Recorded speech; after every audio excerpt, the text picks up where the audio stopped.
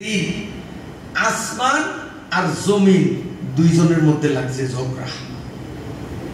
আসমান আর জমিন দুইজনের মধ্যে ঝগড়া লাগছে। আসমান জমিন রে কয়, এ জমিন, জি স্যার। আমারে চিনো?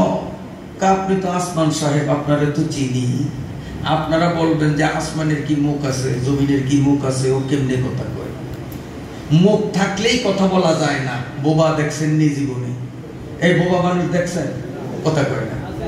এর কি মুখ নাই, জিহ্বা নাই? সবই তো আছে, কেউ কেউ করে।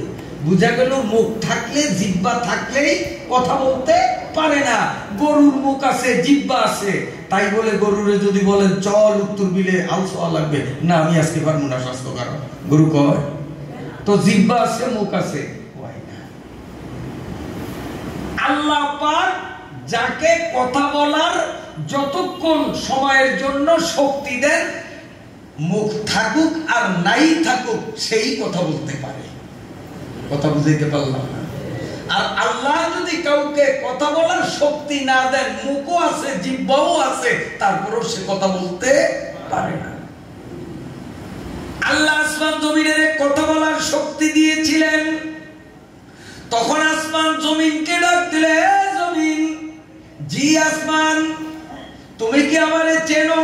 হ্যাঁ, আপনি জনাব আসমান সাহেব, ভালো করে চিনি। কয় না, শুধু এই নামে চিনলে হবে না, আমার পরিচয় আমি তোমারে দেই, শোন।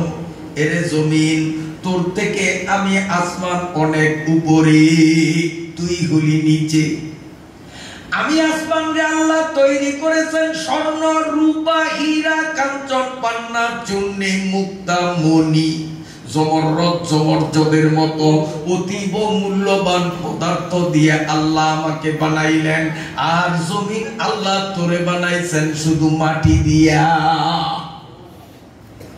তোর দেহ হলো মাটির, আর আমি আসমানের দেহ স্বর্ণ, রূপা, হীরা, কাঞ্চন, পান্না, চুন্নি, মণি, মুক্তা, জমররদ, জমরজদ।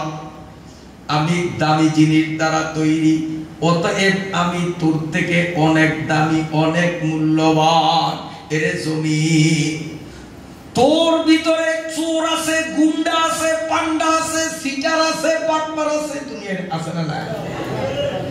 আমি আসমানের মধ্যে কোনো পকেটমার নাই, চোর নাই, ডাকাত নাই, জঙ্গিবাদী নাই, সন্ত্রাসী নাই, গুন্ডা নাই, বেঈমান নাই, কাফের নাই, মুনাফিক নাই, নাস্তিক নাই, মুরতাদ নাই, আর সব তোর মধ্যে আছে। অতএব আমি আসমান তোর থেকে অনেক পবিত্র এবং ভালো। যুক্তি ঠিক আছে নি? যুক্তি ঠিক আছে নি? জমিন চুপ কইরা শুনতেছে। স্যার আর কিছু বলবে? কার বেশি কিছু বলবো না, আর খালি একখান কথা বলবো। কত স্যার বলে? আসমান কয়, জমিন রে, লক্ষ্য কইরা দেখ, তোর ভিতরে হাজার হাজার মরা গরু পচা, মরা মহিষ পচা, মরা পচা ছাগল, পায়খানার হাজার হাজার মন, পায়খানার গোডাউ। এ জমিন, তোর ভিতরে কত যে নোংরামি, কত ময়লা, কত আবর্জনা, তার হিসাব তুইও দিতে পারবি না। কিন্তু আমি আসমানে কোন গরু মরা নাই। কি গরু মরলে আসমানে ফেলান? হ্যাঁ, ক্রেন দিয়ে আসমানে ফেলাইছেন তো আপনারা? গরু মরলে ফেলান তুই জমির মধ্যে, খালে, নদীতে, অথবা যেখানে খাল নদী নাই, ময়দানের মধ্যে ফেলায়, শকুনে, পাতিয়ালে, কুত্তায় খাইয়া শেষ করি, পচিয়া মাটির সাথে গলি। এরে জমিন, তোর মধ্যে গরু মরা, কুত্তা মরা, ভেড়া মরা, শুয়োর মরা, পায়খানার গোডাউন, আরো কত কি। আমি আসমানে এসব নোংরামি, অপবিত্রতা কিচ্ছু নাই। আমি পরিচ্ছন্ন, পরিষ্কার। অতএব সার্বিক দিক থেকে আমি তোর থেকে দামি। খবরদার আমার সামনে কোনোদিন বাহাদুরি কইরো না। জমিন কয়, স্যার এতক্ষণ তো আপনি বললেন, আমি শুনলাম, এখন আমাকে কি দুটি কথা বলার সুযোগ দেবেন না? আসমান এখন এইটা না, এইটা দেখায়। আসমান এইটা দেখায়, বুঝলেন না? ছোট্টকালে পোলা পাইনি দেখছি করে কি, একটা আরেকটা রেখে আমার আঙুলটা ধরতো, যখনই ধরতে যায় আপনার সর্বেশন নাই মনে এটা দেখা এইটা তোমরা এইটা ও যতই চেষ্টা করে মুট করে ধরে এইটা আসমান জমিনের আঙ্গুল দেখায় এ জমিন তুই আর কি বলবি তোর সব কিছু আমি বলে দিলাম আর কি বাকি আছে কি বলবি জমিন কয় আসমান আপনি যা বলেছেন একটাও আমি অস্বীকার করি না সব বাস্তব এবং সত্য আমার মধ্যে নোংরামি আমার মধ্যে কাফের বেঈমান আমার মধ্যে মরা গরু সব ঠিক আছে আমি কিচ্ছু পাই নাই আপনি সব পাইছেন কিন্তু আমি আপনারে জানাইয়া দিলাম আমি কিচ্ছু পাই নাই তবে একটা জিনিস আমি পাইছি আমার আর কিচ্ছু লাগে না একটা পাইছি আমি সব পাইছি আপনি সব পাইছেন ওই একটা জিনিস পান নাই আপনার পাওয়ার কোনো মূল্য নাই বলেন তো সেই জিনিসটা কি করোনার চাউলের বস্তা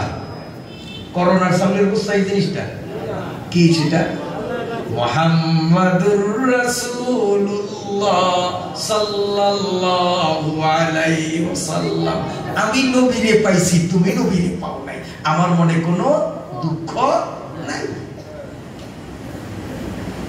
যখনই জমিন এই কথা বলছে আসমান তখন চোখের পানি ছাইরা নারাটা কান্নায় ভেঙে পড়ছে আল্লাহ পাক সব জানেন বুঝেন তারপরেও আসমানের জিজ্ঞেস করেন এই তুই কান্দুস কারে কান্দোকা কোনদিন কান্দতে দেখি নাই তোরে তৈরির পর থেকে কান্দোকা কাল্লা গিয়ে কান্দি আপনি তো জানেন আমি তো জানি তারপরে তোর মুখে একটু শুনতে চাই আমরা অনেক জিনিস যাই নাও তারপরও শুনতে চাই দাদায় নাতিরে চকলেট দিল এখন নাতি চকলেট মুখে দেয় দাদাই কয় দাদা ভাই তোমারে চকলেট দিছে কে তো দাদার মনে নেই মনে হয় কে দিছে জানে না এই জন্য জিজ্ঞেস করে মানে জানে তারপরও জিজ্ঞেস করছে নাতি যদি নাতির মুখে কয় দাদাই দিছে রে দাদার থেকে কি আরাম লাগে এটা দাদা ছাড়া কেউ বোঝে না ঠিক না ভাই ঠিক আল্লাহ বলেন আসমান আমি সব জানি তারপরেও তোর মুখে বললে আমি আল্লাহর কাছে ভালো লাগবে তুই একটু বল তো কেন কান্দু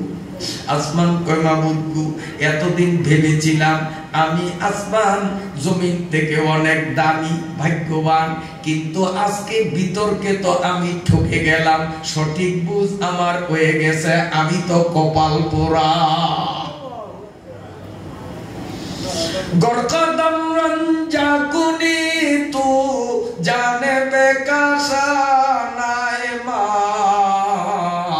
গড়কদম রঞ্জা কুনি তু জানে বেকাশা নাই মা রসকে ফেরদাউস সওয়াদ আজ কদমত খানায় মা ওগো আল্লাহ সব পাইছি নবী পাই নাই এই পাওয়ার কোনো মূল্য নাই জমিনের তুমি নবীকে দিলা তুমি কি দেখো না এই জমিনের মধ্যে আবু জেহেল পার্টিরা নবীর সাথে কি জুলুম করে নবীরে পাথর মাইরা নবীর শরীর থেকে তাজা রক্তের জোয়ার বহাইতেছে ওগো আল্লাহ কাফের বেঈমানরা প্রচন্ড পাথরের আঘাতে তোমার নবীর মুখ থেকে দুইটা দাঁত ভাঙ্গিয়া জমিনে ফেলাইছে কর দিয়া জঙ্গে ও খুদমে মুস্তাফা शहीद ये शरीयत ये तरीक़त हमको मिलने के लिए ओ अल्लाह তুমি কি দেখো না তোমার নবী কাবা ঘরের মধ্যে নামাজে যখন তোমারে সিজদা দেয় কাফের বেঈমানরা উটের পচা নারী গুলি আনিয়া নবীর গলার উপর চাপাইয়া তোমার নবীর যে কি কষ্ট গো মাবুদ তুমি কেমনে সহ্য করো আমি আসমান কান্দিয়া কান্দিয়া তোমার কাছে দাবি করলাম, আল্লাহ নবীরে মাটির থেকে উঠাইয়া আমি আসমানে আনিয়া দাও। এখানে আবু জেহেল পার্টি জীবনেও আসবে না, তোমার নবীরে কেউ দুঃখ দিতে পারবে না। আল্লাহ নবীরে তুমি জমিন থেকে উঠাইয়া আমি আসমানের ভাগ্যে দাও। আল্লাহ বলেন, মা ইউবাদদিলুল কাউলু লাদাইয়া, এ আসমান তোরে স্পষ্ট করে বলে দিলাম, কাঁদিস না, কাঁদিস না, কাঁদলে কোনো ফল হবে না। আমি আল্লাহর সিদ্ধান্ত কোনোদিন পরিবর্তন হয় না। মা ইউবাদদিলুল কাউলু লাদাইয়া, আমি আল্লাহর চূড়ান্ত সিদ্ধান্ত। আমার দোস্ত, আমার বন্ধু, আমার নবী ইন্তেকাল পর্যন্ত জমিনে থাকবেন, জমিনের উপরি ভাগে। ইন্তেকালের পর থেকে কিয়ামত পর্যন্ত তাও তিনি জমিনে থাকবেন 3.5 হাত মাটির নিচে। আমার সিদ্ধান্ত বদলাবে না, খামোখা কেন কান্দো? এরপরে আসমান কান্না বন্ধ করে না, কান্দার পরে কান্না, কান্নার পরে কান্না। আয় খুশা চশমে কে আগির আনে উদ, ওয়াই হুমায়ু দিল কে আবিরিয়ানে উদ। আয় খুশা চশমে কে আগিরিয়ানে উদ, ওয়াই হুমায়ু দিল কে আবিরিয়ানে উদ। এইভাবে খালি কান্দে, খালি কান্দে। আল্লাহ পাক আবার ডাক দিয়া বললেন, এরে আসমান, আমি না সিদ্ধান্ত জানাইয়া দিলাম, আমার দোস্ত ইন্তেকালের আগেও জমিনে, ইন্তেকালের পরেও জমিনে থাকবে, আমার চূড়ান্ত সিদ্ধান্ত। কেনই বা তুমি এখনো কাঁদতেছো? আসমান কয়, মাবুদ, তোমার সিদ্ধান্তের বিরোধিতা করব সেই শক্তি সাহস আমি আসমানের নাই। তোমার সিদ্ধান্তকে আমি অকাতরে মেনে নিলাম। তোমার বন্ধুরে তুমি মৃত্যুর আগেও পরে জমিনে রাখো, আমার কোনো আপত্তি নাই। তবে এক মুহূর্ত কালের জন্য, সামান্য সময়ের জন্য দাওয়াত করিয়া তোমার নবীরে একটু আমি আসমানের আইনা দাও।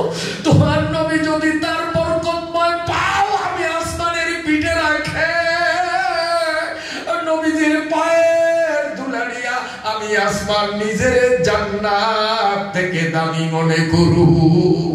গরকদম রঞ্জা কুনি তু জানবে কাশানায়ে মা, গরকদম রঞ্জা কুনি তু জানবে কাশানায়ে মা, রশকে ফিরদাউস সওয়াদ আল কদমত খানায়ে মা। আল্লাহ রাব্বুল আলামিন ডেকে ডেকে বললেন, আসমান আর কাঁদিস না, কাঁদিস না। আমার কোন মাখলুক, আমার কোন সৃষ্টি আমি আল্লাহকে স্মরণ করিয়া আমার দরবারে যদি চোখের 2 ফোঁটা পানি উপহার দিতে পারে, আমি আল্লাহ তারে বঞ্চিত করতে পারি না। আমি আমার বান্দার, আমার সৃষ্টির চোখের পানিকে উপেক্ষা করতে পারি না। এরে আসমান, তোর চোখের পানি দেখিয়া তোর দোয়া আমি কবুল করলাম। আমি রজবের 27 তারিখে আমার দোস্তরে আনিয়া তোর মনকে শান্তি দেব। এজন্য আমাদের নবীর মেরাজ হইছে, আর কারো মেরাজ কথা কি বুঝাইতে পারলাম? ইদা খালা ফি যালামি মুবতাইলা আজাবাহুল্লাহু তুম্মা লাব্বাহু সালতা আবদি ওয়া আনতা ফি কানাফি ওয়া কুল্লামা কুলতা কাদ সামি'নাহু। কষ্ট হয়নি আপনাদের? এখনো তো মেরাজ শুরু করলাম না। মেরাজের কারণটা শুধু বললাম যে কেন মেরাজ হইল, আমাদের নবী আসমানে কেন গেলেন, এই কেন উত্তর দিলাম। মেরাজটা কোনো শুরু করি নাই। যদি বলেন হুজুর আর পারি না, তাইলে বাস বলবো না শেষ? হ্যাঁ, মাশাআল্লাহ, মাশাআল্লাহ। আল্লাহ তাআলা আমাদের কবুল করেন। আল্লাহ। আসেন, কোন মাখলুক যদি আল্লাহকে স্মরণ করিয়া চোখের পানি বিসর্জন দেয় তো আল্লাহ তার দোয়া কি করেন না, উপেক্ষা করেন না, মানে সেটা গ্রহণ করেন। আসমানেরটা করছেন, আমারটা করবেন, আপনারটা করবেন। ওয়াকাযালিকা নুনজিল মুমিনিন, কিয়ামত পর্যন্ত সকল মুমিনের ক্ষেত্রে একই কথা প্রযোজ্য। এইজন্য দোয়া কার কাছে করব? জোরে কোন, আরো জোরে কোন।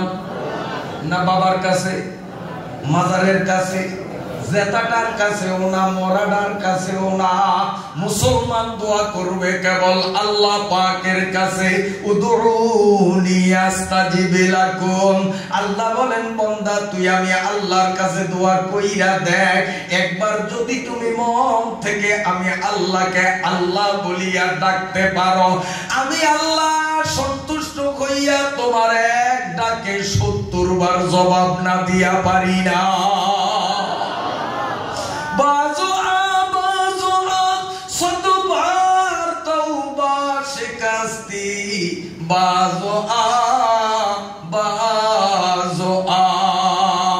আল্লাহ পাক রব্বুল আলামিন ঘোষণা করেন বান্দা নিরাশ হইস না, নিরাশ হইস না।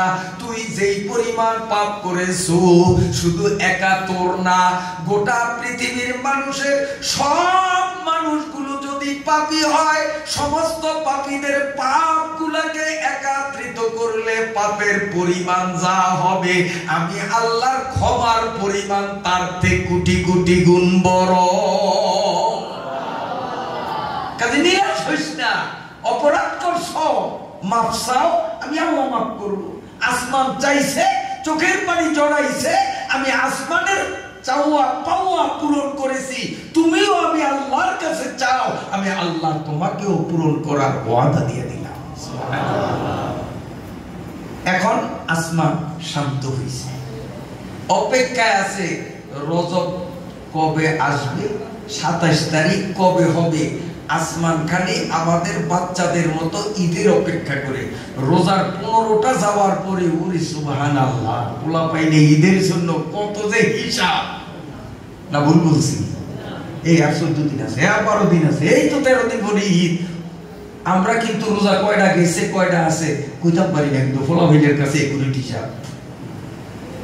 আল্লাহ, আসমানও এরকম পোলা ভাইদের মতো খালি হিসাব করে যে রজব কবে আসবে। রজব বোঝেননি? একটা চাঁদের নাম। রজবের 27 তারিখ কবে আসবে?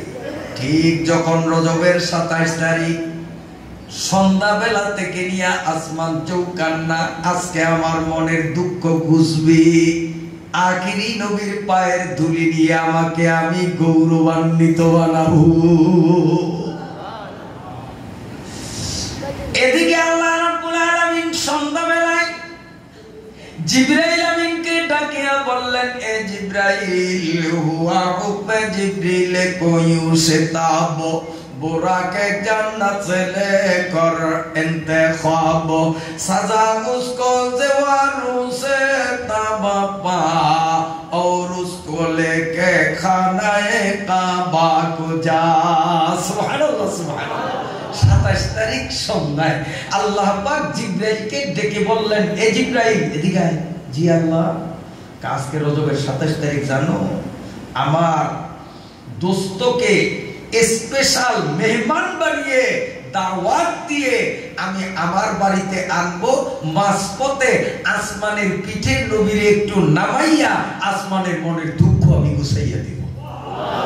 হুয়া হুকমে জিবরিল কোই উশতাব বুরাকে কে জান্নাত সে লেকর ইন্তেখাব।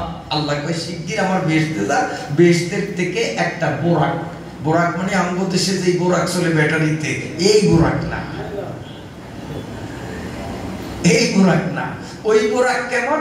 মুসলিম শরীফের হাদিসে উল্লেখ আছে, বোরাক একটা 4 পা বিশিষ্ট জানোয়ার। এই জানোয়ারটা ঘোড়া আর গাধার মাঝামাঝি। ঘোড়ার মতো অত উঁচাও না, গাধার মতো অত নিচাও না, দুটোটার মাঝামাঝি।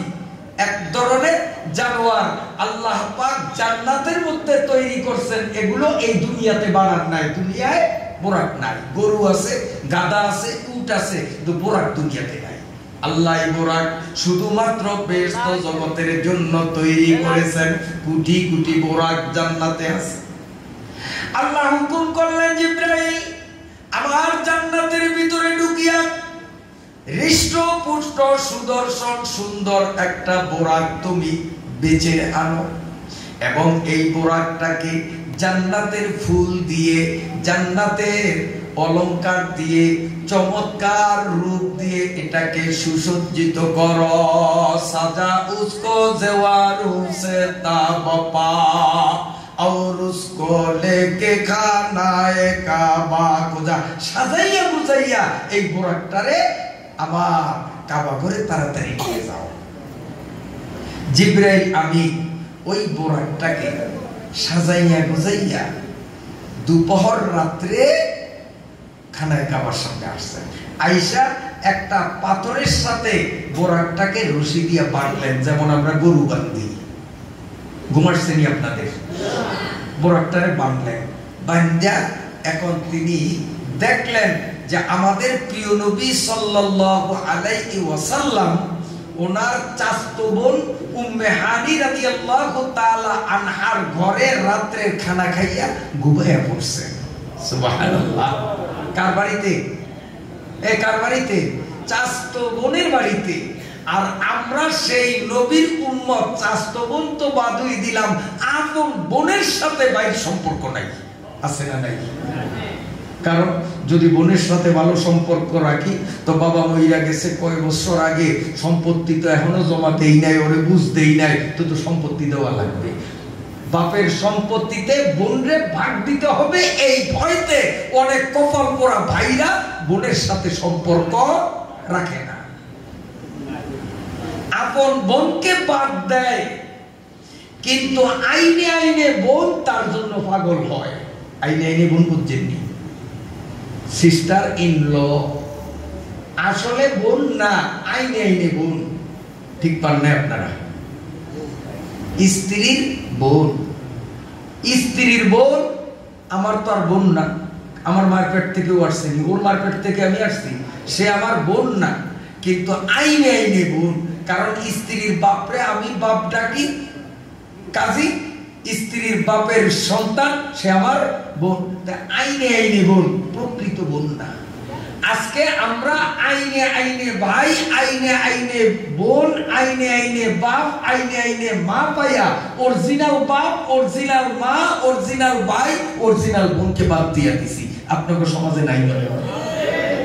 মা যদি পুত্রে কয় বাবুরে আজ কতদিন কত বছর আঙ্গুর খাই না, আঙ্গুর যে তিতা নাম এইটা, আর এই গ্রাম আঙ্গুর আনিস রে মোতালাব মেয়ার বাজারের তে চোখ দিয়া কলা শাড়ি দিয়া কামি ঘুরে চাইছো, কামি ঘুরে চাইছো, আর আঙ্গুর খাইতো চাই। হ্যাঁ, 250 গ্রাম আঙ্গুরের দাম কত? উনি বাবা রে বাবা। মা কয় বাবা 7 মিনিটে গেছে, আর লাগবো না, আর লাগবো না। কিন্তু এই ছেলেই যেদিন শ্বশুর বাড়ি যাবে নিয়ত করছে, টাকা নাই, তারপরেও বন্ধু বান্ধবের থেকে 5000 টাকা আওলাদ লয়, সুদের উপরে 3 কেজি আঙ্গুর সাদাটা, 2 কেজি আঙ্গুর কালাটা, আপেল 5 কেজি, মালটা 5 কেজি, আরো কত কি এমন এক বস্তা নিয়েই শাশুড়ির কাছে, আম্মা মনে কিছু নিয়ে না, অনেক কিছু আনার ইচ্ছা ছিল, একটু সমস্যার কারণে বেশি কিছু আনতারি নাই। এ কপাল পোড়া!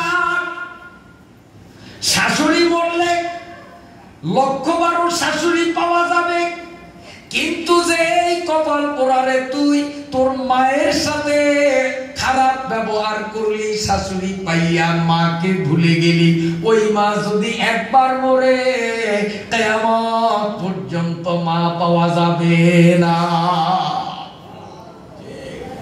একদিন এক লোক বন্ধুদের সামনে, জি ভাই, তো বন্ধুরা কয় কিরে করি মালি জিমাস, কয় ভাই জিমাই দিয়ে রে, বাইয়ার বাই হইলাম কা, বাইয়ার বাই না হইয়া যদি বাইয়ার শালা হইতাম তার 5 বছর আগে আমার চাকরিটা হয়ে যেত।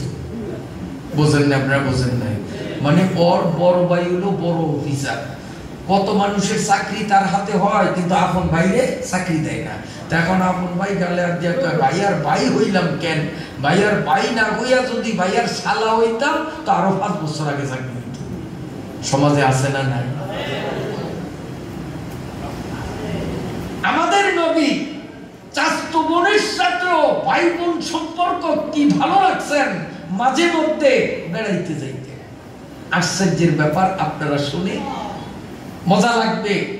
আমি খুলনা, যশোর না পিরিজপুর থেকে মনে নাই, অনেকদিন আগে সফর কইরা যখন ভোলার দিকে আসতেছি, তা আমি দেখলাম হাতে যেই সময় আছে, ঝালকাঠিতে আমার এক বোনের বাড়ি, বড় বোন।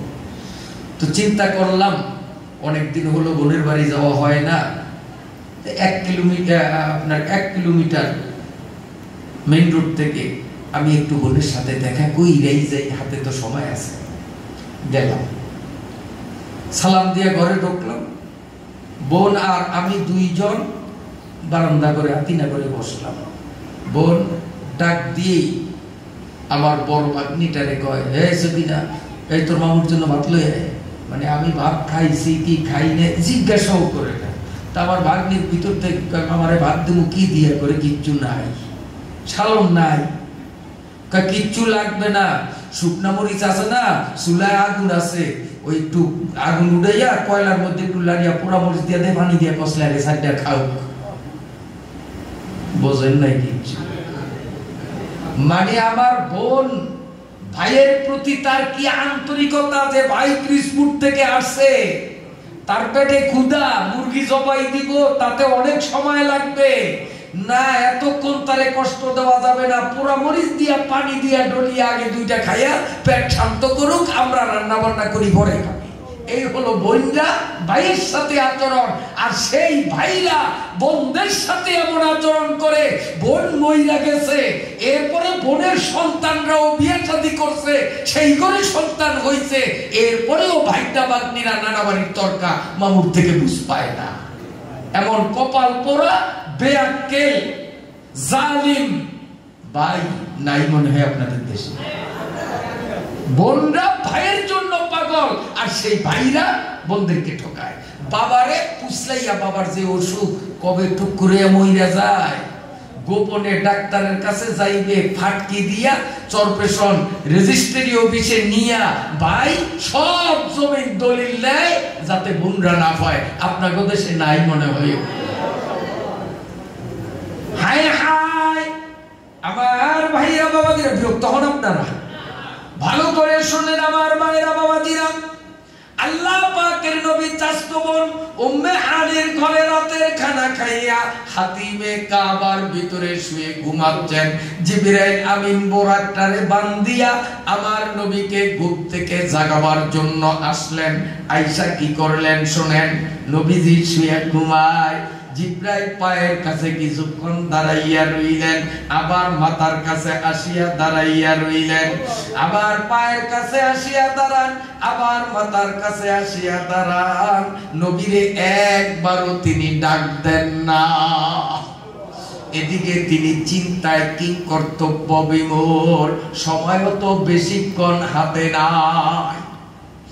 জাস্ট টাইমে যদি রওনা দিতে না পারি, আমি জিবরাইলের কৈফিয়ত দিতে হবে, চাকরি চলে যাবে। এখন আমি নবীরে কেমনে ডাকি? যদি আমি নবীজিরে ডাকি, না জানি বেয়াদবি হইয়া যায়। ডাকলে বেয়াদবি হওয়ার ভয়, আর না ডাকলে চাকরি যাওয়ার ভয়। কি একটা বিপদে! আল্লাহ দেহেনি এই কথা কয় না? আল্লাহ দেয় না, সব দেহে। এত ঘরের মধ্যে, কাবা ঘরের মধ্যে, আল্লাহ ঘরের মধ্যে দেখে বাইরে, হ্যাঁ, ও সব কিছু দেখে। কিন্তু সামনে রমজান মাস আসতেছে, রমজান মাসে যদি মোতালেব মিয়া বাজারে কোন চায়ের দোকানে পর্দা ঝুলাইয়া ভিতরে গুডুর গুডুর করে চা বানায়, পর্দা দিছে তো আল্লাহ দেখবো না? হ্যাঁ, আল্লাহ দেখবো তো। কি বলার বলাইলি গো বউ, তোর টিকলি দেখা যায় তো, ব্যাককেলের দল, কি পর্দা দিলি? তোর পর্দার এই পাশেও আবার আল্লাহ দেখে, আল্লাহ পর্দার ওই পাশেও। তুই পর্দা তো দিলি না, আল্লাহর সাথে নেই আর কি করলি? বেজার হইছেন নি? কোন মুসলমান এভাবে রমজান মাসে রোজাকে অপমান করতে পারে না, একমাত্র মুনাফিক ছাড়া। বিশ্বাস হয়নি? আপনাকে কষ্ট হয় মনে হয়?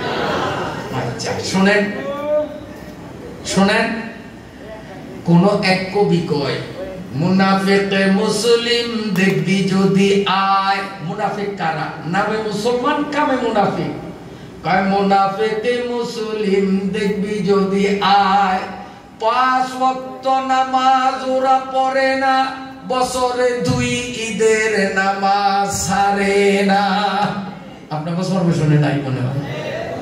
5 ওয়াক্ত নামাজ ওরা পড়ে না, বছরে 2 ঈদের নামাজ ছাড়ে না, মাঝে মধ্যে টুপি মাথায় দিয়ে ওরা জুমা পড়িতে যায়। মুনাফিক মুসলিম দেখবি যদি আয়, 11 মাস থাকে ভালা, রোজার চাঁদ উঠিলে যত গ্যাস্ট্রিকের জ্বালা। কেউ নাই ওরে কেরামত আলী, ফার্মের ব্রয়লার মুরগির চেয়েও স্বাস্থ্য কোনো মতে কম না। এরপরও রমজান মাসের দিনের 12টায় বিড়ি একটা ধরাইয়া তেমাতার দ্বারা টানতে আছে। আর মোতালেব মিয়া বাজারের উত্তর মাতার জামে মসজিদের ইমাম সাহেব হঠাৎ সামনে বইয়া গেছে। এখন ইমাম সাহেব, এই কেরামত আলী, রোজা রোজা রাখো না।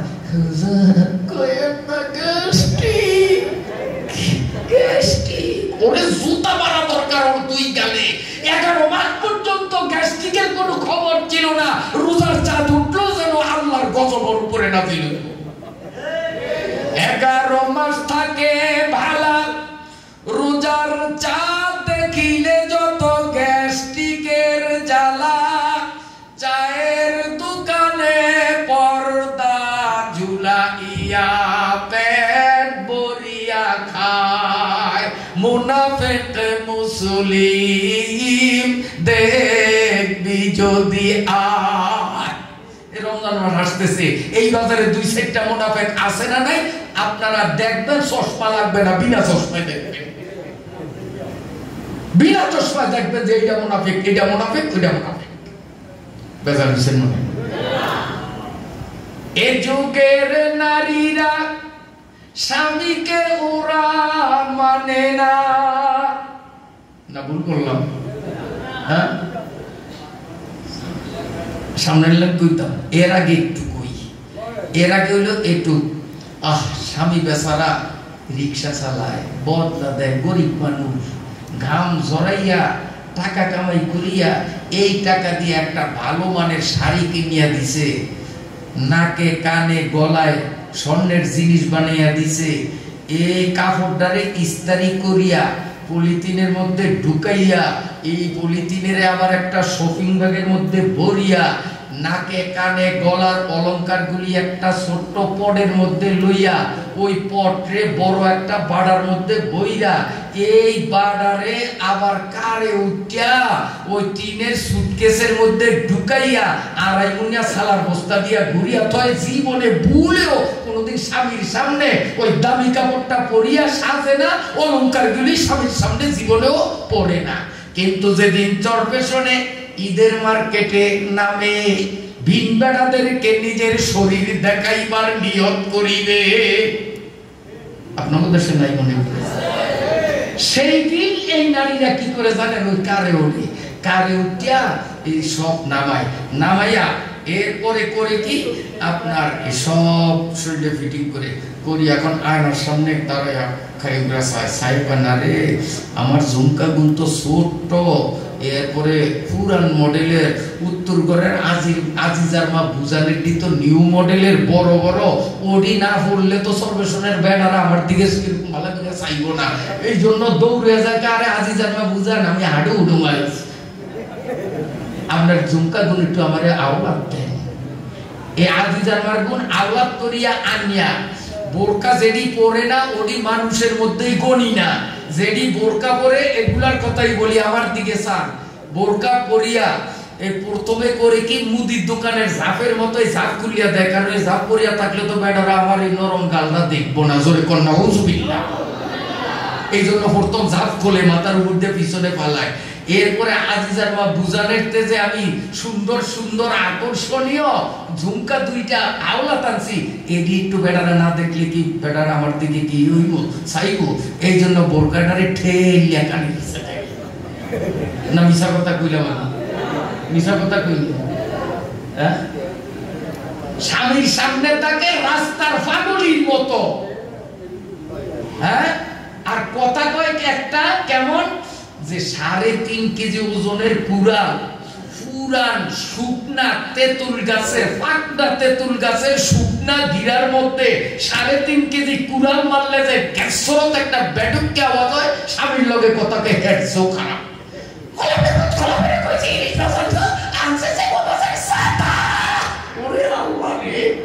আপনাদের নাম উত্তরের দিক কথা কই, এখন সব রাবে অবশ্যই সর্বসনের দিক আল্লাহ রে। আর এই মহিলা ওই রকম সাজিয়া গুজিয়া সর্বেশন যাইয়া আসলে 5 টাকার সদায়ও করবে না, পুরো সর্বেশন এই দোকান ওই দোকান এই গল্লি ওই গল্লি খালি ঘুরবে, আর দোকানে যাইয়া দোকানদার করে বিরক্ত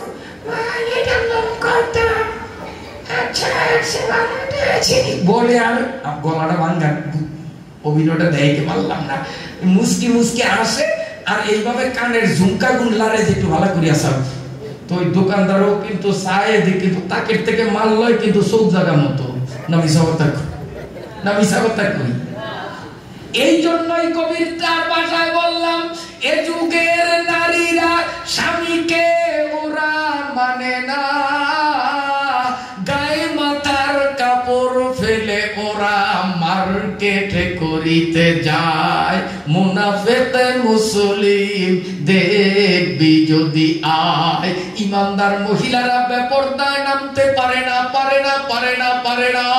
যেগুলো মুনাফিক নামে মুসলমান কামে মুনাফিক, ওগুলোই শুধু বেপরদায় পর পুরুষের সামনে যায়।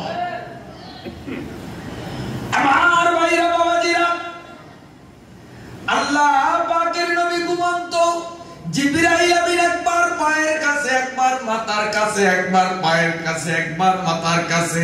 আল্লাহ পাক ডাক দিয়া বলেন, কি জিবরাইল, সময় তো বেশি হাতে নাই, রওনা কবে দিবা? জিবরাইল কয়, মাবুদ তোমার নবী তো ঘুমাইয়া আছে, আমি কি করি? আল্লাহ পাক বলেন, নবীরে কি ডাকছো, ডাইকা দেখছো? জিবরাইল কয়, মাবুদ ডাকার জন্য কয়েকবার তোমার নবীর কাছে গেছি, আমার কলিজায় কামড় দেয়, না জানি আমি যদি ডাকি হুজুর উঠেন, আমার চিল্লা চিল্লিতে হুজুরের ঘুম ভাঙ্গিয়া যাবে, মনে কষ্ট পাবে, বেয়াদবি হয় কিনা? বেয়াদবির ভয়তে আল্লাহ আমি ডাকি নাই। আল্লাহ পাক বললেন, ও জিবরাইল, বুদ্ধির পরিচয় দিয়েছো, তুমি যদি আমার নবীর মাথা ধইরা নাড়া দিতা, আমার নবীরে যদি জোরে জোরে ডাক দিতা, হুজুর ওঠেন, আর তোমার নাড়াচাড়ায় অথবা তোমার চিল্লা চিল্লিতে আমার নবীর কাঁচা ঘুম ভাঙ্গিয়া যাইতো, চোখ খুলিয়া যাইতো, আমার নবী মনে কষ্ট পাইতো, তোমার বেয়াদবি হইতো, আমি আল্লাহ সাথে সাথে ফেরেশতার লিস্টি থেকে তোমারে বাদ করে দিতাম। আর খুদা খায়েম তৌফিক আদব, বেআদব মাহরুমে গস্তাজো ফজলে রব, বেআদব তনহা না খুদরা দস্তে বাদ, বলকে আতিশ দরহামা আফাকে সাথ। আল্লাহ পাক বলেন, বুদ্ধির পরিচয় দিলা, আমার নবীরে ডাকলা না, যদি ডাকতা আর তোমার চিল্লা চিল্লিতে আমার নবীর ঘুম ভাঙতো, নবী মনে কষ্ট পাইতেন, তোমার বেয়াদবি হইতো, ফেরেশতার লিস্টির থেকে আমি তোমারে বাদ করে দিতাম। জিবরাইল কে, মাবুদ কবল তো আজকে হাল খাইছি, যদি একটু চিন্তা না করতাম, যাই যদি হুজুর উঠেন, তা তো কপাল ফুটছি, কিন্তু মাবুদ করব কি, নবীও ঘুমাইছি, ডাকলেও বেয়াদবি হবে, এখন আমি কি করি? সময়ও তো কম, জাস্ট টাইমে রওনা না দিলেও তো আবার বিপদ। আল্লাহ রাব্বুল আলামিন বললেন জিবরাইল আমার নবীর পায়ের কাছে যা। কাশি আল্লাহ কয় আস্তের পরে তোর হাতের তালু আমার নবীর পায়ের তালুর সঙ্গে লাগাইয়া হালকা ভাবে আস্তে আস্তে চাপ দিয়া দেখ। আমি আল্লাহ প্রত্যেকটা মানুষের পায়ের তালুর সাথে চোখের সাথে একটা কানেকশন দিয়েছি, যোগ সাথে সূত্র দিয়েছি। যখন কোনো ঘুমন্ত মানুষের পায়ের তালুতে কোনো সজাগ মানুষের হাতের তালু হালকা ভাবে যখন স্পর্শ লাগে সঙ্গে সঙ্গে তার ঘুম ভাঙ্গিয়া যাবে, চোখ খুলিয়া যাবে। কাঁচা ঘুম ভাঙ্গাবার বিরক্তি তখন তার হয় না। চিৎকার দিয়া ধাক্কা দিয়া ঘুম থেকে উঠাইলে ঘুম থেকে ওঠার পর একটা ক্লান্তি আসে, বিরক্তি বোধ আসে। কিন্তু যদি পাও ধরিয়া চাপ দাও তার চক্ষু খুলবে, ঘুম ভাঙ্গার কষ্ট তার মনে তখন থাকে না। এই আমলটা তবলিগের মধ্যে দেখা যায়। আমির সাহেব বড় আলেম, বড় ইঞ্জিনিয়ার, বড় অফিসার, মামুর সাহেব রিক্সাওয়ালা, দেখা যায় আমির সাহেব তাহাজ্জুদের আগে ওই রিক্সাওয়ালা ফাও সাফে মিশাওয়াতা খুলে পাবে। হ্যাঁ আল্লাহ এই মেরাজের সফরের এই সূচনা, এই সূচনাতে গোটা দুনিয়ার মুসলমানকে আল্লাহ শিখাইয়া দিলেন, ও দুনিয়ার মুসলমানরা দেখ, জিবরাইল যদি আমার নবীর সাথে বেয়াদবি করত তার কপাল পুড়ে যেত, কিয়ামত পর্যন্ত নবী আসবে না। তাই বলে নবীর চেয়ারটাও খালি থাকবে না, নবীর চেয়ারের মালিক থাকবে নবীর ওয়ারিস আলেমরা। আল উলামা ওয়ারাসাতুল আম্বিয়া। জিবরাইল মেরাজের সফরের শুরুতে নবীরে ইজ্জত করিয়া জিবরাইল ঠিক রইছে। কিয়ামত পর্যন্ত নবীর উম্মতরা, উম্মতের আলেমদের যদি ইজ্জত দেয় আমি আল্লাহও তাদের ইজ্জত ঠিক রাখবো। আর যে সমস্ত কপাল পোড়ারা আলেমের সাথে বেয়াদবি করবে আমি আল্লাহ তার কপাল পোড়াইয়া দেব।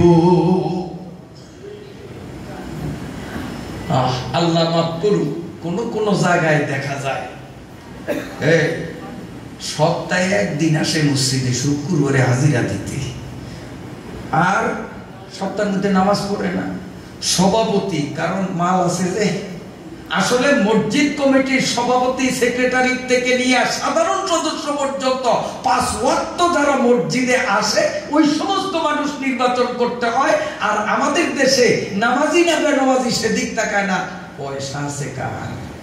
মেয়ারে সভাপতির পদ না দিলে কেমন হয়? আর মেয়াও তো হলে হুলিয়ার শুক্রবারে একদিন আসে হাজিরা দিতে, তাও লম্বা টুপি একটারে ফাতালিয়া করিয়া।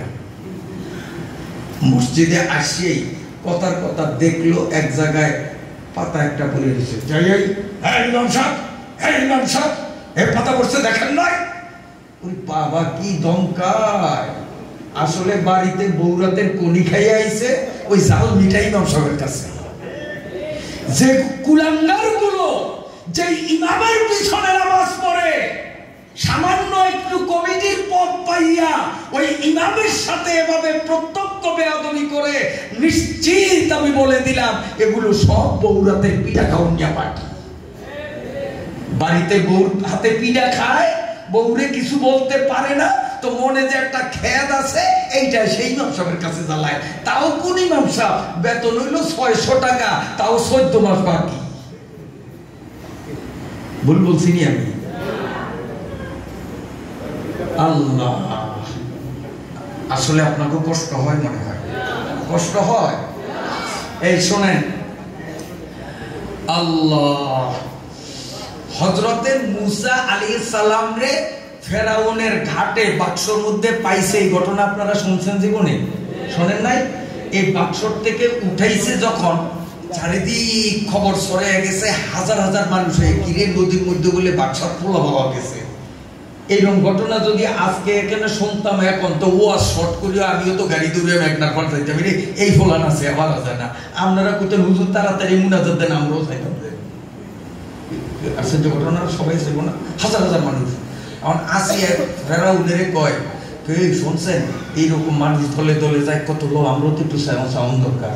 এবার আমাদের 2 জন গেছে স্বামী স্ত্রী, যাইয়েই যখন মুসা নবীরে এক নজর হযরতে আসিয়া দেখলেন কেন ছায়া গেছে, ছায়া মনে মধ্যে মায়া, আরে কি সুন্দর, আরে এই মুখটা পোলা যদি আমার হইতো, আমার তো পোলা নাই, যাই এই পোলাকে আমি পালবো। আসিয়া মনে মনে কয়। আর ফেরাউনে এক নজর ছায়াই কয়, জল্লাদ কই, জল্লাদ কই, যেই পোলার আমি ভয় করি এত কিছু করলাম, আমার সন্দেহ এইটাই মনে ওই রাইডার দিকে আমি সামুদা, তাড়াতাড়ি ওরে জবাব কর। কে কয়? কে সাইয়েদ ফেরাউন কইল কি, আর ফেরাউনের বউ কইল কি। এখন আসেন, ফেরাউন মরার সময় তো ইমানদার হয়েই মরছে, জান্নাত হয়ে মরছে না? জান্নাতুল ফেরদাউসে যাইবো না ফেরাউন? নিয়ে কই যাইবো? জাহান্নামে। ইমানদার না বেঈমান? আর ফেরাউনের বউ আসিয়া ইমানদার না বেঈমান? কেমন ইমানদার? জান্নাতের মধ্যে আমি আর আপনি আল্লাহর ফজলে যখন জান্নাতে যামু, তা আল্লাহ আমারে আপনারে দাওয়াত দিব, এই তোরা আয় আসিয়ার বিয়া পড়ামু, আমি আল্লাহ নিজে, আর আসিয়ার স্বামী হইবে মুহাম্মদ রাসূলুল্লাহ সাল্লাল্লাহু আলাইহি ওয়াসাল্লাম। আল্লাহ কয় তোরা বিয়া খাইতে আয়, আমিও যাবো, আপনিও যাইবেন, আল্লাহ কবুল করুক। তাইলে আসিয়া ইমানদার না বেঈমান? জান্নাতে আমগো নবীর সাথে যার বিয়া হইব, এই লোকটা ইমানদার না বেঈমান? তাইলে আসিয়ার মৃত্যু ঈমান নিয়া হইল, আর ফেরাউনের মৃত্যু বেঈমানি হালতে হইল। কারণ কি? নবী মুসারে আসিয়া মুহাব্বত করছে, আসিয়ার কপালে ঈমান জুটছে। ফেরাউনিয়া সোরা কুলাঙ্গার নবীর আপনার মুহাব্বত করে নাই, যার কারণে মরণ কালে কলেমা নসিব হয় না। এ নবীর উম্মতের গোষ্ঠীরা, কিয়ামত পর্যন্ত নবী আসবে না। মসজিদের ইমাম, মসজিদের মুয়াজ্জিন, মাদ্রাসার শিক্ষক, এলাকার আলেমরা নবীদের ওয়ারিস। এই নবীর ওয়ারিস আলেমদের যারা মুহাব্বত করবে, আসিয়ার মতো ঈমান নিয়ে কবরে যাবে। আর যেই কুলাঙ্গাররা হক্কানি আলেম পীর বুজুর্গদের ঘাড় মটকাইয়া দিতে বলে, সোনালী অক্ষরে লেখিয়া রাখো, মরণকালে ঈমান নিয়া তোর মরণ হবে না, ফেরাউনের মতো বেঈমানি মরণ হবেই হবে। এই জন্য আলেম উলামাকে দিল থেকে মুহাব্বত করব, রাজি আছেননি? ওয়াকালান নবী সাল্লাল্লাহু আলাইহি ওয়াসাল্লাম, মান নাযারা ইলা ওয়াজহিল আলিমি ফাফারিআ বিহা খালাকাল্লাহু বিতিলকান নাযরাতি ওয়াল ফারাআতি মালাকা ইস্তাগফিরু লাহু ইলা ইয়াউমিল কিয়ামাহ। আল্লাহ পাকের নবী বলেন, উম্মত কিয়ামত পর্যন্ত আর কোন নবী পাইবি না, তবে নবীদের স্টেজে আলেমরা থাকবে। কিয়ামত পর্যন্ত আমার সাধারণ উম্মতরা নিজের চক্ষু দুইটা খুলিয়া মনের মোহাব্বত আর ভালোবাসা নিয়া আলেমের চেহারার দিকে যদি একটু নজর দেয়, যতক্ষণ আলেমের চেহারার দিকে নজর থাকবে, সেকেন্ডে সেকেন্ডে আল্লাহ ওই আলেমের দিকে চাইলো যে তার জন্য ফেরেশতা বানাবে। যতক্ষণ পর্যন্ত আলেমের দিকে তাকাইতে থাকবে, প্রত্যেক সেকেন্ডে সেকেন্ডে তার জন্য ফেরেশতা তৈরি হতে থাকবে। আমার নবী বলেন, ইস্তাগফিরু লাহু ইলা ইয়াউমিল কিয়ামাহ। তুমি তো মইরা যাবা, কিন্তু ফেরেশতারা মরবে না। তুমি মইরা কবরে শুইয়া থাকলেও ফেরেশতারা কিয়ামতের আগে মরবে না। এই ফেরেশতারা কিয়ামত পর্যন্ত তোমার কবরে দোয়া পার্সেল করবে। কাজে আলেমদের মুহাব্বত করা ভালো না শত্রুতা করা ভালো? জোরে কোন। আলেমদেরকে মন থেকে আমরা আল্লাহকে সন্তুষ্ট করার জন্য, ফেরেশতা পাওয়ার জন্য আলেমদের মুহাব্বত করতে রাজি আছি কিনা? নারে তাকবীর, নারে তাকবীর। আল্লাহ কবুল ফরমান, আল্লাহ কবুল ফরমান। আমিন। এবার জিবরাইল আমিন আমার নবীর পায়ের তালুতে হাত রাখি আমার দিকে চান, আস্তে একটু সাবজি। কি জিবরাইল? নবী চোখ খুলিয়া গেছে, কিন্তু ঘুম ভাঙ্গার বিরক্তি হয় নাই। জিবরাইল কয়, হুজুর এখন ঘুমের টাইম না, আপনার তারিখ মনে নাই? আজকে আপনার দাওয়াত আছে না? ও 27 তারিখ তো। নবী কে, ও আচ্ছা 27 তারিখ। সুবহানাল্লাহ, সুবহানাল্লাহ। তাই জিবরাইল কখন রওনা দিবা? টাইম বেশি নাই, কয়েক মিনিট। অল্পক্ষণ জাস্ট টাইমে হুজুর রওনা দিতে হবে, আচ্ছা আচ্ছা আমি তুই একটু অপেক্ষা কর, তুই একটু অপেক্ষা কর, এই কথা বলিয়া নবীজি এক বদনা পানি লইলেন, লইয়া উজুটা করলেন, উজুটা কইরা আমার নবী 2 রাকাত নামাজের নিয়ম করলেন।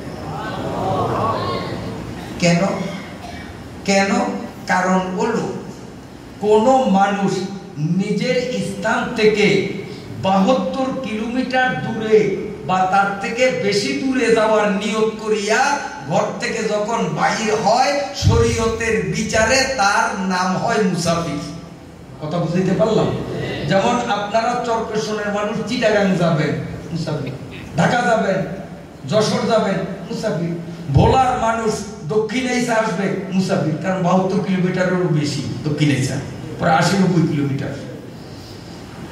তো নবীজি উম্মতকে মেরাজের সফরে হাতে কলমে শিখাইয়া দিলেন যে যখন 48 মাইল অর্থাৎ 72 কিলোমিটার বা তার বেশি দূরত্বে যাইয়া তুমি মুসাফির হইবা, এই নিয়তে যখন ঘর থেকে তুমি রওনা দিবা, বিনা উযুতে তুমি ঘর থেকে নামিও না, রওনা দেওয়ার আগে উযু করিয়া নিও।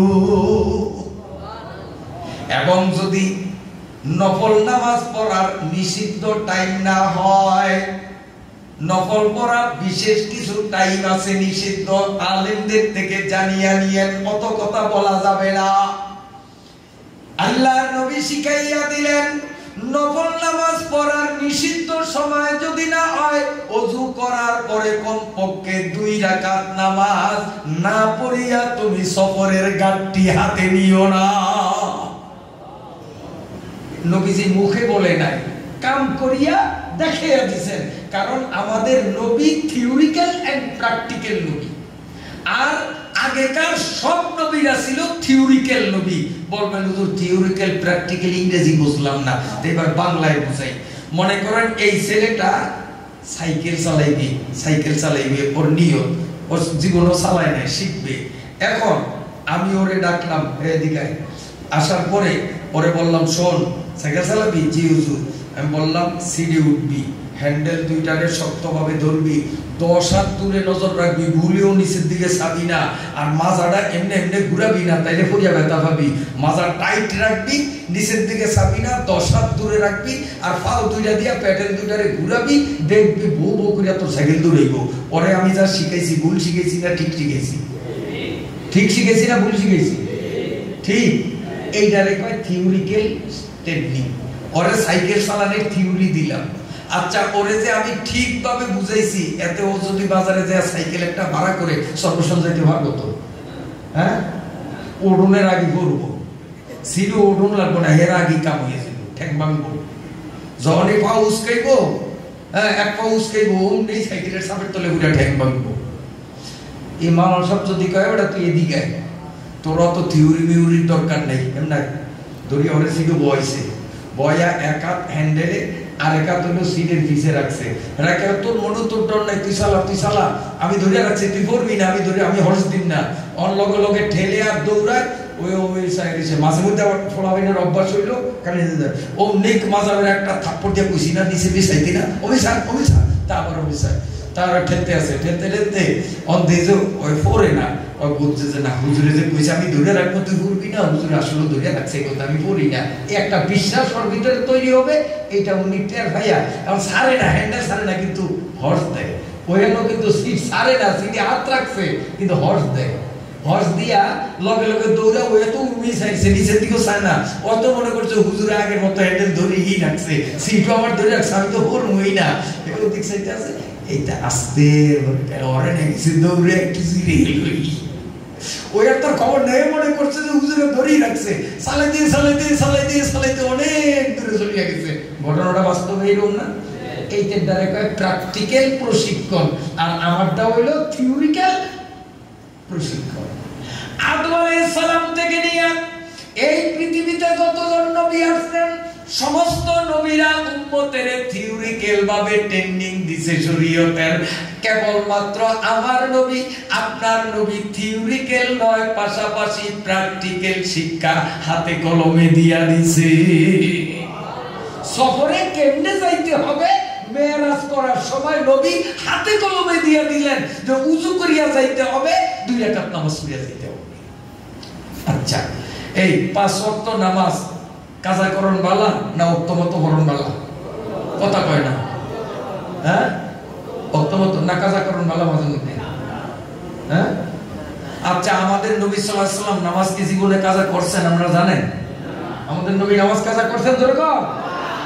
আমি আপনাদের লগে একমত হইতে পারি নাই। তার কারণ আমি হাদিসের কিতাবে পাইছি, সহিহ হাদিসের মধ্যে আমাদের নবীর একদিন ফজরের নামাজ কাজা হইছে। এক সফরে আসতেছেন, কথা শুনিয়েন, অর্ধেক শুনিয়া দাইলে কিন্তু বিপদে পড়বেন। তো সফরের থেকে আসতে আসতে নিরাপদ এক জায়গায় আসছে, রাত্র বেশি হয়ে গেছে, হাঁটতে পারে না, মাজা কোমর ধরিয়া গেছে। এখন নবীজি কয়ে নিরাপদ জায়গায় আইছি, এখানে কাফেরের কোনো উৎপাত নাই, এখানে সবাই একটু ঘুমা, তারপরে ফজর পড়ি আবার আমরা রওনা দিব। সবাই বিছনা করতে আছে। নবীজি কয় সবাই তো ক্লান্ত, একজন সজাগ থাকিয়া পাহারা দিতে হবে, আপদ বিপদ হইলে বেগুনের জায়গায় দিব, আর আপদ বিপদ না হইলেও ফজরের সময় উঠিয়ে দিব, নাইলে তো আমাকে ফজর নামাজ কাজ হইব। কে পারবা পাহারা দিতা? বেলালে কয় হুজুর আমি ভাবো। তো কই ঠিক আছে, তো তুমি ঘুমাইও না, কিন্তু শুরু না। না হুজুর আমি শুরু না। এখন সবাই ঘুমাইছে, যে বিপদ আইলেও আবু হুরায়রা আছে, আর যদি আবু বেলাল আছে, আর যদি ফজরত হয় তাও তো বেলাল আছে, সবাই ঘুমাইতে আছে। আমার দিকে চান হযরত বেলাল, উনি দিকে ছায়া রয়েছে যে দলফর কোন সময় দিব, সুবে সাথে কোন সময় হইব, তখন আজান দিয়া সবাই উড়িয়ে দিব। এইতে বিছনাটা ফিডের পিছে দিয়ে হেলান দিয়ে আমার দিকে চান, খুব আকাশে ছায়া রয়েছে।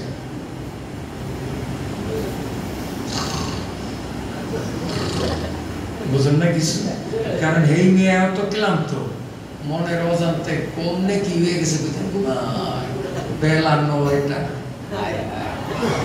রোদ গাছে লাগায় উঠিয়া কড়া রোদে ঘুমের মধ্যে সব কয়জন একটা ঘামে গেছে, এখন ঘাম পড়তে আছে। নবীজিরও ঘামে গেছে, কপাল থেকে ঘাম পড়ে। এই 9টা 8:30 9টার দিকে যখন শরীর গরম হয়ে গেছে রোদের তাপে, ঘামে ভিজে বিদবিদে পড়ছে, উঠে ধমক শুরু করছে। ধমকের লোক বেলাল বিদবিদে করছে, উঠতে তখন বেলাল তো বিদতে, হ্যাঁ কি তার চাকরি আমার তো হুজুরে যারা শুরু করছে, না পারলে না কইতি হাদ্দা দাওয়াত নিছ, আমার নামাজ কেন কাজা করলি? আরে বাবা কি যে ধমক নবীজি। এখন বেলাল নবীজির লোকে মুহে কথা কয় না। নবীজি কইয়া যখন ঠান্ডা হচ্ছে, ঠান্ডা হওয়ার পরে হুজুর আমি একটু কথা কইতাম, কচ্ছে এইরকম করিয়া যদি কথা কয় তো আর রাত ঠায়, আর যদি ফাল্টা পাল্টি আমাদের দেশের মতো বেড়ায় বিলেট তো নাইছে নারার বোঝাটারে হালাইয়া কয়েছো কিনা মা পানি দে, এটির হাত একটু কাম আছে, দেখো ভারুন না ঢালিয়া লন মানে বিলেট তো নাইছে, টেম্পার গরম তো এই শুরু হয়। এতে কি কম নেই, সরকারি দলেও এতিরা, বিরোধী দলেও এতিরা, রাস্তাঘাটে অফিস আদালতে সব কাল এতিরা, এতে কি টেম্পার কম নেই? এতে গোলামের গোলাম কি কস কি তুই আমারে গোলামের গোলাম করে একটা দাঁত হালিয়ে দিন, কে দোয়া দুয়া কুত্তার দাঁত হালিয়ে চাইছ এরম বাজা এরম না, আস্তে আস্তে মিটার রাখবে, একবারে থুতনর কষে ধরে একবারে দিলাম গুলো দাঁত পালিয়ে দেবো। একটা দিয়া চাস না, গালের দাঁড়া গোলামের গোলাম একটা দিয়া চাস না, ডিসিং করে আরেকটা দিয়া চাস না, আমার আরেকটা দিয়া চাস না, আমার একটা কয় আর খায় লাভ নাই, কয় আর খায় লাজ নাই। এই কথাই তো ময় মুরব্বী কইছে, মুখ গুনে কি খায়। মাশাআল্লাহ, আমারে হুদা হুদা শুনে দাওয়াত দিছে, আমার তো ভালো লাগে।